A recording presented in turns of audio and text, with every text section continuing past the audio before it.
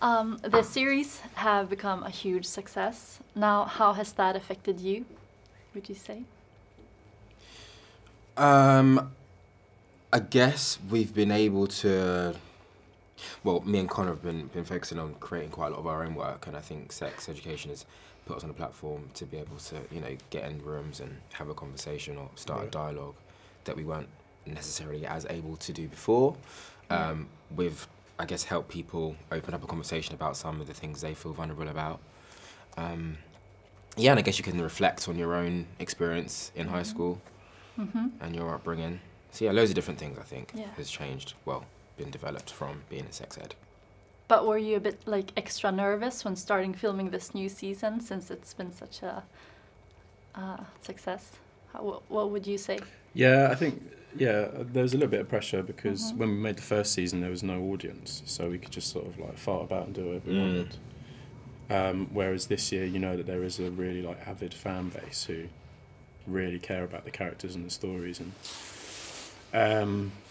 I think you just have to keep yourself in check and just make sure that you're just doing your job and not getting caught up in anything else, otherwise that's a slippery slope. But there was pressure, Yeah, I can imagine.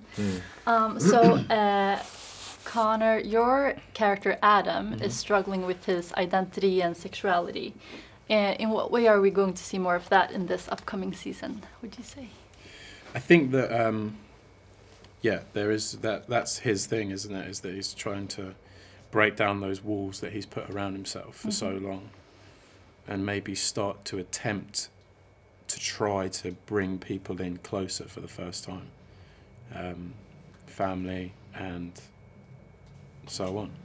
I think that he's less of a brute this season because of the circumstances that ended in season 1. He's kind of gone away and really thought about how that took place and kind of reevaluated everything in that, so yeah. Will he finally be able to open up about his sexuality in this new season? Yeah, possibly. I think that's excuse me, that's something that he needs to tackle and needs to get a hold of in order to grow as a person. Now, the series is all about how to talk about sex. Do you think it's easy to talk about sex? I think it depends on with who, because it's more about the person receiving the information more so than yourself. Yeah, I guess it depends on how you start the conversation, doesn't it, really? What would you find say? it easy to talk about sex? I think it's easier now. Now? Yeah, because of the show. It's easier for me being in the show to have a conversation with people about sex, I think, because they know that I'm in this show. Yeah. And they go, okay, you're almost like a professional now, which I'm not at all. But do you know what I mean? Like people feel more comfortable discussing. That's good, man. Yeah. And what would you say is your most awkward moment when filming sex education? We pause because we don't have one, really. Yeah. Oh, but it's really like a safe environment. So we the great producers and everyone that works on the show try and make an environment where that's not. It's not ever awkward. Yeah. That's not really a word that we kind of tend to. Oh, okay. Difficult sometimes, but not awkward. Yeah. Because I'm thinking about, like, for example, when you film sex scenes, is that a little bit awkward, or is it very relaxed and funny, or how would you describe what's it like to film that type of scene? Well, you work with an intimacy coordinator, which basically choreographs the scene beat by beat to every little detail. So that takes away any sort of awkwardness that you would have as an actor or as a director trying to, like, not, you know, trying to work this thing out. So they just sort it for you, and then you just do what they say, and they're so good at their job that you embody what they do and you bring your own thing to it. So that takes that part out of it. There's no how do we figure this out because it's already done. Yeah. And then it's just about, you know, keeping it light and keeping it friendly and joking around and just having fun, because all the sex scenes in this show as well, for the most part, aren't as intimate. They're mostly quite funny or weird or awkward, so it's easier. Sex scenes become harder when they have to be intimate, I think. I mean, after the read-through in the first season, we went straight into this like sex workshop thing, and prior to that, we had a we got sent through an email with all these different animals having sex. So yeah, there was like a whole breakdown before we even got into on set. So, you know, sex was a dialogue before we even started filming. Right. Wow. But what would you say then is the most challenging or difficult scene to film? Last season or series 2? Yeah, this new season. Or you can refer to the first season as well if you cannot. I think difficult scenes are probably just ones that ring true to your own high school experience and trigger you in some way. Those tend to be difficult scenes. Or like scenes that are physically exhausting to do because they're so tiring or long. Yeah.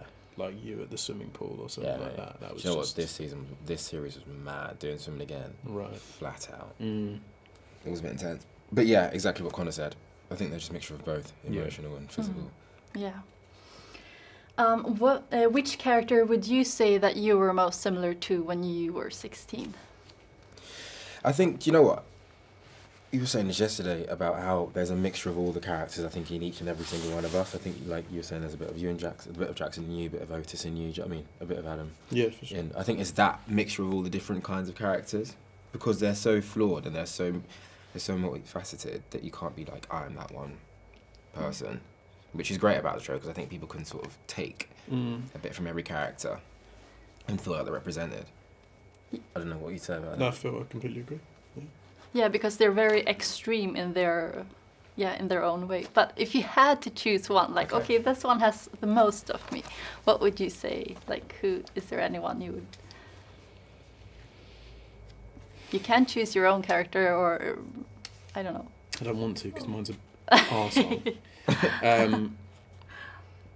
Can I combine two together? Okay, yes. I'm going to. Sure. I would probably say mine is a combination of Adam and Jackson when I was in school, because I was like very athletic, but then also very guarded and very like internal and introverted and broody. I didn't bully people, but I was very like.